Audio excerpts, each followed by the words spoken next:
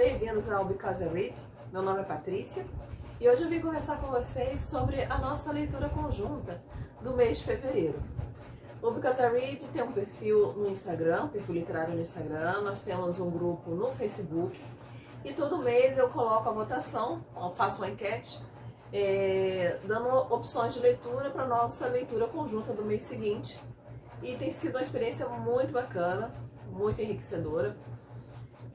Mês passado eu coloquei 4 opções de livros para essa enquete que nós fizemos para esse mês de fevereiro. Coloquei 2 opções de ficção científica, coloquei 2 opções de romance histórico. Eu queria mexer um pouco aí com as estruturas do grupo, tirar o pessoal um pouco da zona de conforto e deu muito certo. E eu fiquei muito feliz com a escolha que foi feita para a nossa leitura de fevereiro, que foi o Longa Pétala de Mar, de Isabel Allende. Isabel Allende é uma escritora, ela nasceu no Peru, mas sua família é chilena. Ela hoje ela mora nos Estados Unidos. E eu tenho alguns livros dela aqui na minha estante. Eu tinha esse, que foi uma indicação de uma amiga querida.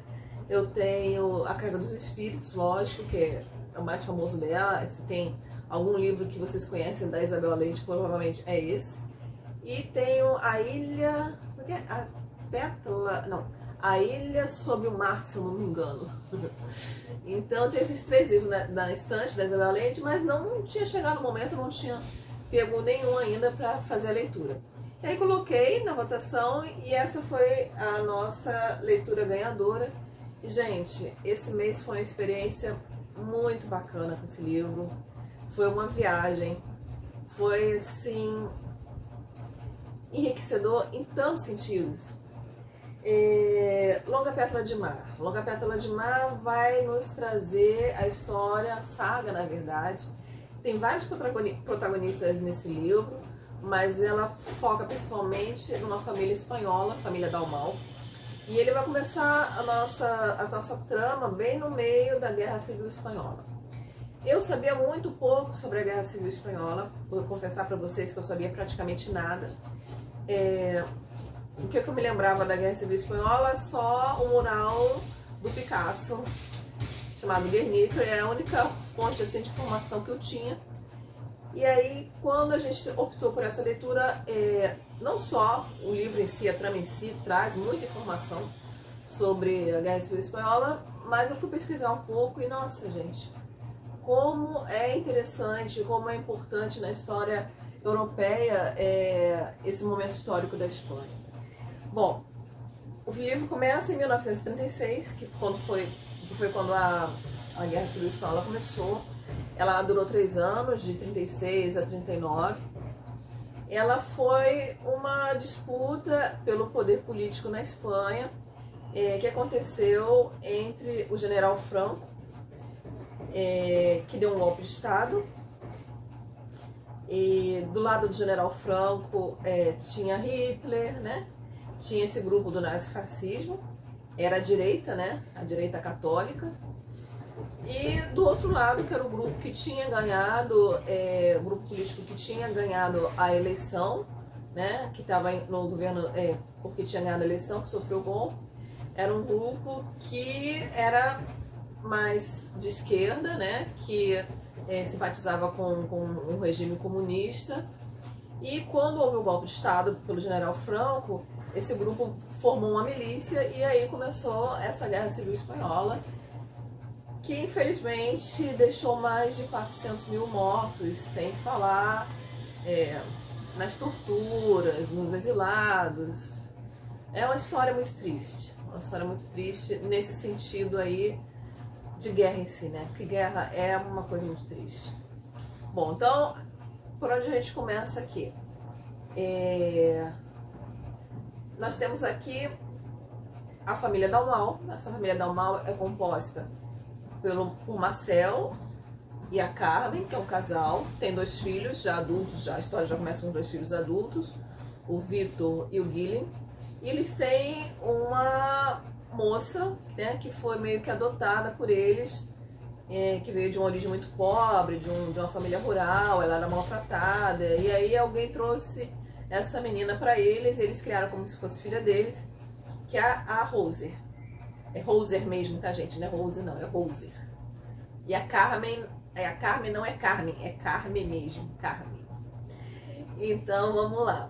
E aí começa já com essa família envolvida, eles lutam pelos lados dos milicianos, da esquerda, e só que é uma guerra que eles têm muita dificuldade de combater, porque Hitler está do lado deles, né? Hitler, esse momento pré-guerra, pré-Segunda Guerra Mundial, ele tá com a corda toda, né?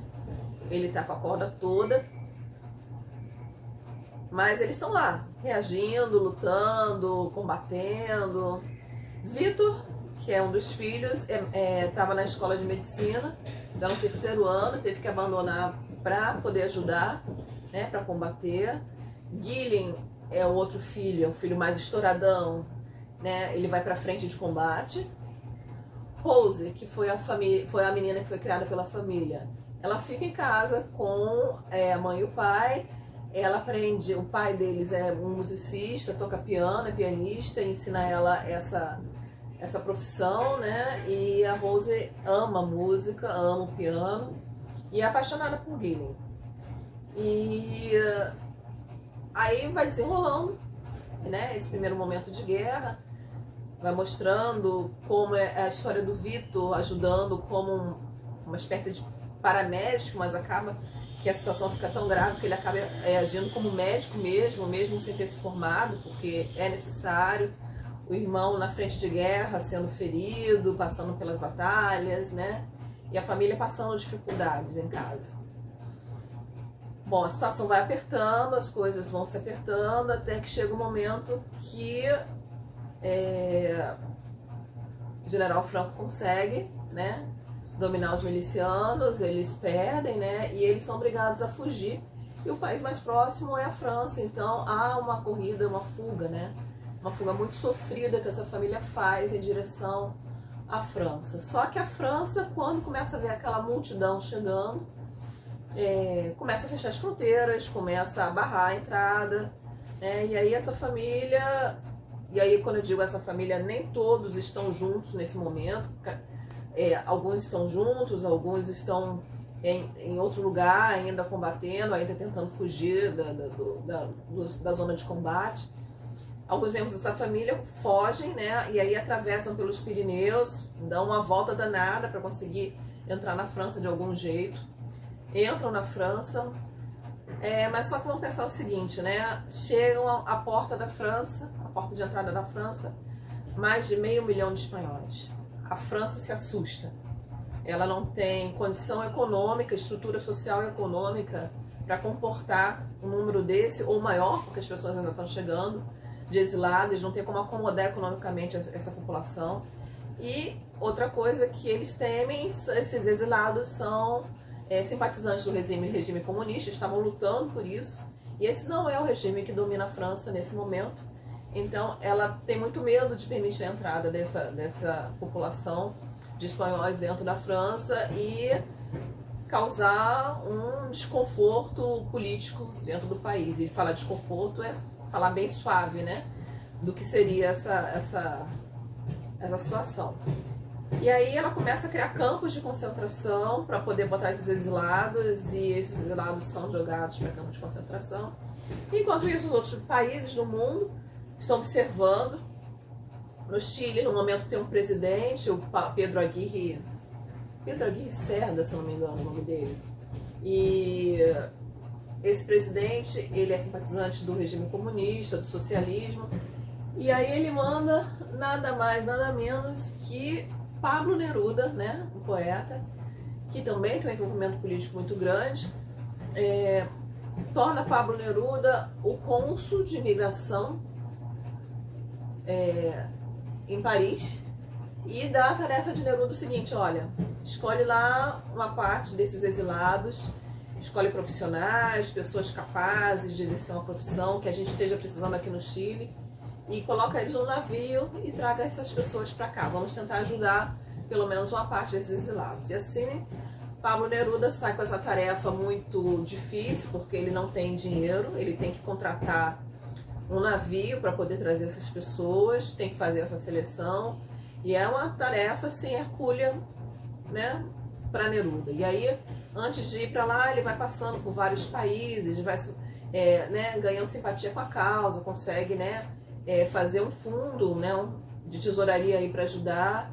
E aí chega em Paris e aí começa a entrevistar os exilados para escolher quem é que vai, quem é que não vai ter essa chance de embarcar no navio. Ele consegue contratar um navio a vapor, que seria mais um cargueiro na verdade, que comporta 100 passageiros, e aí esse navio é preenchido com 2.200 espanhóis, né? E ele faz essa seleção e uma parte da família Dalmau consegue entrar nessa seleção e embarca nessa viagem em 1939 para o Chile. Cheios de expectativas, cheios de traumas, cheios de dores emocionais e físicas, e assim eles partem para começar a vida no Chile, né? Um dos momentos mais bonitos no livro, para mim, é o momento que é narrado pelo Vitor, né? Vitor é um desses componentes da família Dalmau que consegue ir para o Chile. E é o momento que eles chegam a Valparaíso, que vai ser o lugar de desembarque deles. E eles, o governo do Chile pede para eles esperarem o dia amanhecer para eles poderem desembarcar. E enquanto isso eles ficam assim, a determinada distância da costa, olhando o litoral de Valparaíso. E tem um trecho muito bonito aqui que eu queria ler para vocês, que fala sobre essa chegada deles a Valparaíso, né? E o Vitor fala assim, né? Eles olhando no navio.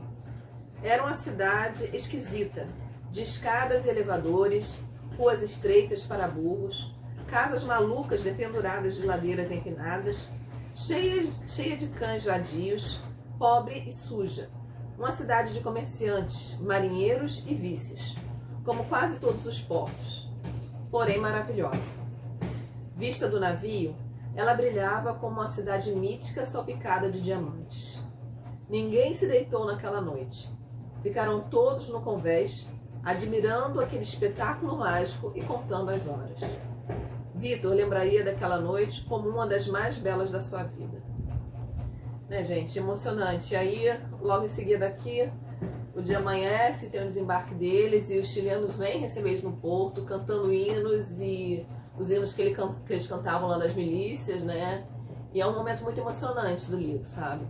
Aliás, o livro todo, gente, ele é uma trama muito inteligente, é uma trama muito rica, historicamente, emocionalmente, é uma trama muito envolvente, sabe? Isabel Allende tirando o chapéu para ela, porque consegue trazer a narrativa, toda a emoção, o sentimento, ela consegue envolver o leitor dentro da narrativa dela. Bom, e aí o que a gente tem mais aqui? Aí essa parte da família chega. Então, o que eu queria falar com vocês, assim, que um dos pontos fortes do livro para mim é esse contexto histórico, né? Porque, na verdade, além desse contexto histórico da Guerra Civil Espanhola, aqui a história se passa ao longo de 60 anos, né? De 1939 a 1900 e... Vamos pegar a data final aqui. No último capítulo. 1994, quando a história termina. Então, ao longo de 60 anos, vamos dizer, praticamente, né? 1936 começa, na verdade, né? Quando começa a Guerra Civil Espanhola, até 1994, são quase 60 anos aí de história. Então, são dois momentos históricos importantes que a gente vê aqui. Um é esse da Guerra Civil Espanhola, e a outra, depois, né? A família Dalmau também vai presenciar, só que agora dessa vez no Chile, é o golpe também de Estado pelo general Pinochet, também trazendo a ditadura ao Chile, quando eles são obrigados a se exilarem mais uma vez. E dessa vez eles nem estavam militando politicamente, mas só por eles serem simpatizantes, né, do regime comunista. O Vitor costumava jogar xadrez com Salvador Allende, que era o presidente da época, o presidente eleito, que era um socialista. Só por isso ele foi tirado do cargo dele de diretor de cardiologia, porque uma vez que ele chegou No Chile ele conseguiu terminar a faculdade dele, né? E evoluiu dentro da profissão, e ele era diretor de um hospital, da ala de cardiologia de um hospital famoso no Chile. E por isso ele foi exilado, foi enviado para um campo de concentração. Acho que era a segunda ou terceira vez de Vítor num campo de concentração. Antes ele já tinha ficado no campo de concentração na Espanha. E ele conseguiu fugir e aí pediu exílio, pediu abrigo na Venezuela, onde ele tinha conhecidos. Então é uma trama, gente, que você, né, pode perceber, primeiro, esses momentos históricos importantes, né, histórico, político, social importante. O outro ponto forte agora que eu quero trazer para vocês aqui nessa trama é os protagonistas, gente. Os protagonistas dessa história são belíssimos, é uma história muito bem construída, uns personagens assim que você baba. Inveja branca da Isabel Allende, da capacidade dela de criar, de desenvolver, não só criar, mas desenvolver ao longo da trama esses protagonistas de forma tão coerente, né? O Vítor, o Guilherme, a Rose, a Carmen. E aí nós temos um outro núcleo de protagonistas, que é a família Del Mar, que é uma família chilena tradicional, de empresários, de industriais. E aí nessa família nós temos também a Ofélia, o Felipe, a Juana, que é a ama seca, ela faz tudo da casa, né? É a ama seca, é a governanta, ela cuida de tudo dentro da casa. E são personagens belíssimos, bem construídos. E ao longo de tudo que eles vão passando, de todas as situações que eles vão enfrentando, de todo o sofrimento, de todas as decisões que eles fazem, os erros que eles cometem, eles vão desenvolvendo e eles vão crescendo ao longo da trama, vão tendendo para um caminho ou para o outro. E o que acontece aqui é que parece que se você vai amadurecendo e você vai envelhecendo junto com eles, né? Porque quando o livro acaba, a maioria desses protagonistas já está bem idoso. Então, gente, eu vou dizer o seguinte, cada um desses protagonistas aqui já conseguiria levar a história sozinho. Não precisava ter 5, 6 protagonistas tão bons, sabe? Foi assim, um banquete, né? De personagem aqui, personagem bom, personagem que merece que você reflita sobre ele, sobre as atitudes dele, sobre o emocional dele. É uma história muito bem construída nesse ponto de personagem. E a trama em si também, gente. A trama, imagina, né? Você criar uma narrativa trazendo 2 momentos históricos tão importantes, muito cheios de acontecimentos, muito cheios de fatos e consequências. Você desenvolvendo essa história durante praticamente 60 anos de história, de 2 países distintos. Ela começa na Espanha e vai para o Chile. E depois isso é tudo, como a própria história diz, é um círculo, né? Você volta para o lugar inicial. Então, eles voltam, chegam a retornar depois para a Espanha, em um determinado momento. E aí, isso tudo de história. E a autora, ela não se perde. Ela mantém. Gente, me desculpa pelo barulho, mas está tendo obra aqui em frente. E não tem como evitar o barulho. Vocês me perdoem. Espero que vocês consigam se concentrar na nossa conversa aqui. Então, é impressionante como ela não perde a narrativa, ela não perde o fio da meada. Coisas que acontecem no início da trama ficam guardadas e mais pro final ou no meio, elas são trazidas à tona de novo a respeito daqueles personagens para desenvolver mais a história. Olha, é uma história muito bacana, gente. Muito bacana. Então, gente, assim, é uma história inteligente, comovente, envolvente, né? E é aquele tipo de livro que eu terminei e vira e mexe. Eu tô lavando o cabelo e aí eu tô pensando, não, mas se ele tivesse feito aquilo de forma diferente, o que teria acontecido? Eu tô lavando louça, não, mas se a Rose tivesse tomado essa atitude, poderia ter feito isso, sabe? É aquele livro que fica com você, sabe? Que fica, que você vai vai acabar a leitura e você vai ficar ruminando essa história, né? Uma outra coisa interessante, eu participando dessa leitura conjunta de uma amiga muito querida minha, e ela é pós-graduada em História da Arte, e a Isabel Allende aqui, ela faz várias associações com arte, né? Não só literária, como artes plásticas, né? Tanto é assim, Pablo Neruda é um personagem importante aqui do livro. Vocês vão ver que a cada início de capítulo, ela coloca uma parte, quer ver? Deixa eu achar aqui um capítulo aqui para vocês verem. Vamos achar aqui.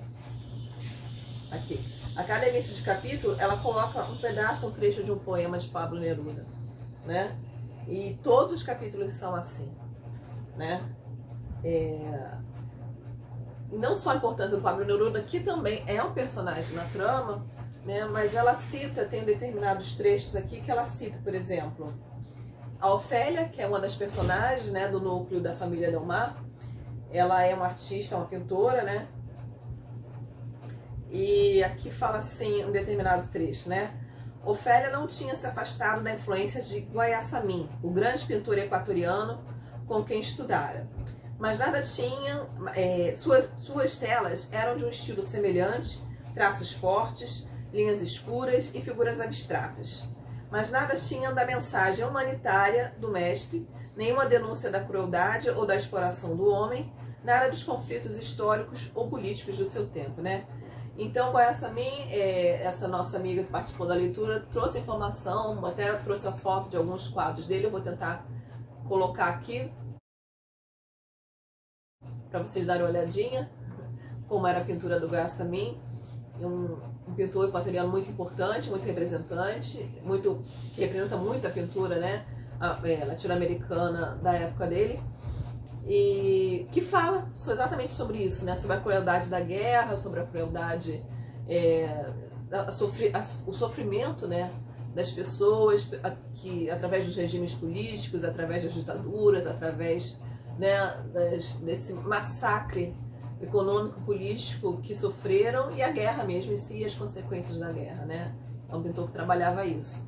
Então, temos Pablo Neruda, temos o Guaiaçamim, não podemos deixar de citar, apesar dela não falar diretamente aqui, né, Pablo Picasso, que era espanhol, que viveu nessa época, que era contemporâneo desse momento histórico, e pintou aquela pintura maravilhosa, na verdade um mural, né, chamado Guernica, porque a Guerra Civil Espanhola, ela culminou com o ataque aéreo pelas tropas de Hitler, né, que estava fazendo, vamos dizer assim, entre aspas, um treino, né, para a Segunda Guerra Mundial, e bombardeou Guernica, e foi um ataque que deixou quase 1.700 mortos. E até hoje esse mural está, né, no Museu de Arte Reina Sofia, se eu não me engano, acho que é Madrid, né? E temos também aqui outra citação dela, né? Ela cita um escultor suíço, e ela fala assim: quando Vitor está em um dos campos de concentração, né, sem comer praticamente absolutamente nada, sem comer, sem beber, sendo maltratado, sendo torturado, e ela fala de Vitor assim: sempre tinha sido magro, mas ali se reduziu a fibra e músculo, com a pele queimada pelo sol, desapiedado pelo sal e pela areia, com feições talhadas à faca. Era uma escultura de Giacometti em ferro puro. Eu vou tentar também colocar aqui para vocês verem o que eram as esculturas de Giacometti, que também trabalhava isso, não tão explicitamente quanto Guaiaçamim, mas as esculturas deles lembravam esses traumas pós-guerra, né, essa sofrência, a fome, a sede, né, a falta de abrigo, os maus tratos, as torturas, né? Você olha para a escultura dele, é disso que você lembra. Então, assim, eu achei muito bacana essa associação que ela fez com as artes em geral, né? Eu gosto muito de arte, eu gosto muito de história, então esse livro, para mim, foi um prato cheio. Todo mundo que participou da leitura foi muito engraçado, porque a gente via... Primeiro que as pessoas... Eu faço sempre um cronograma, que eu falo que, assim, é um cronograma para servir de base para nossa discussão, porque você pode ler no ritmo que você quiser, desde que na nossa discussão, no grupo no WhatsApp que a gente forma, se você for comentar alguma coisa hoje, você só comenta até o capítulo do cronograma que foi lido até ontem, para não dar spoiler para quem ainda está lendo. Então o cronograma é só para servir de uma base para a discussão, para a gente não ficar dando spoiler para quem está seguindo o cronograma, né? E as pessoas estavam assim, não, eu não aguento, eu acabei lendo para capítulos a mais. Tanto é que o dia planejado para o final da leitura, a maioria das pessoas já tinham acabado a leitura porque não conseguiram esperar, né? De tão envolvente que foi a história, de tão emocionante que foi essa trama, né? Então isso foi uma coisa muito bacana. A participação de todo mundo na discussão é uma coisa extremamente enriquecedora. Essa leitura conjunta do Because I Read foi uma leitura que começou por acaso. Eu não tinha intenção de fazer leitura conjunta no grupo ainda. Mas aí, ano passado, na época do Halloween, né, em outubro, eu pedi pro pessoal escolher em setembro. Eu coloquei 3 opções de livros para as pessoas escolherem para que eu pudesse ler e trazer a resenha para eles, né? Aí botei Drácula, botei Frankenstein, botei o Médico e o Monstro. E aí as pessoas começaram a comentar, especialmente no grupo do Facebook, não, mas eu também quero ler com você, eu também quero participar, vamos fazer a leitura conjunta. Eu fui induzida, né, a fazer essa leitura conjunta, quem ganhou foi o Frankenstein. Se vocês quiserem ver, tem a resenha, assim como todas as outras resenhas das nossas leituras conjuntas, estão no perfil do Because I Read e no grupo, na nossa página no Facebook.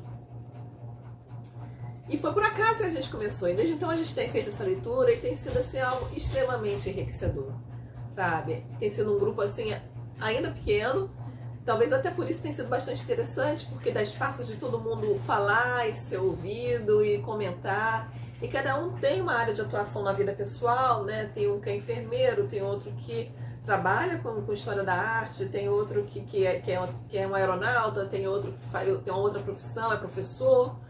E cada um dentro da sua área de vivência vai trazendo informações e opiniões e histórias para dentro do grupo que tem a ver com a nossa leitura. E aí isso é uma coisa muito bacana, essa interação, né? E as emoções que a gente passa, a gente dividindo, nossa, mas como foi bacana isso que aconteceu, ou como foi triste esse momento. Ai, eu falei, gente, eu não sou uma pessoa de chorar com livro, e nesse momento que eles desembarcaram aqui em Valparaíso, já trazendo toda a carga emocional da história, do que eles estavam passando na França, a dificuldade que foi a fuga deles, conseguir lugar nesse navio, e aí quando eles vêm ali, eles conseguem desembarcar, escorre uma lágrimazinha ali.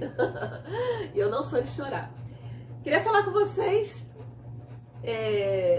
que vocês são muito bem-vindos ao Because I Read, aqui no YouTube, no nosso perfil do Instagram, no Facebook, a participar das nossas leituras conjuntas, a dar sua opinião, as suas sugestões. Próximo mês eu não vou fazer enquete, porque foi uma leitura que eu prometi a vários membros do nosso grupo, que são mais ativos, pediram essa leitura conjunta, e dessa vez, excepcionalmente, não vai ter enquete. A leitura do mês de março e abril vai ser O Conde de Monte Cristo. Nós estaremos lendo esse calhamaço do Alexandre Dumas, e é um livro que eu já estou com ele aqui na estante há muito tempo, e as pessoas pediram para que a gente fizesse essa leitura conjunta, e eu já tenho pesquisado, estarei em breve lançando aqui para vocês. Eu vou até fazer um videozinho sobre essa leitura conjunta, mas vou também colocar o cronograma e mais detalhes sobre a nossa leitura no Instagram e no Facebook. E, gente, eu tenho já pesquisado alguma coisa sobre essa leitura, gente, vai ser muito bacana, vai ser show. Então, participem conosco, nem que vocês entrem no grupo de discussão só como ouvintes para ler a discussão, para ver o que está acontecendo, mas participem, tenho certeza que vocês não vão se arrepender. Muito obrigada, pessoal, aí pela atenção, um grande abraço e até o nosso próximo vídeo.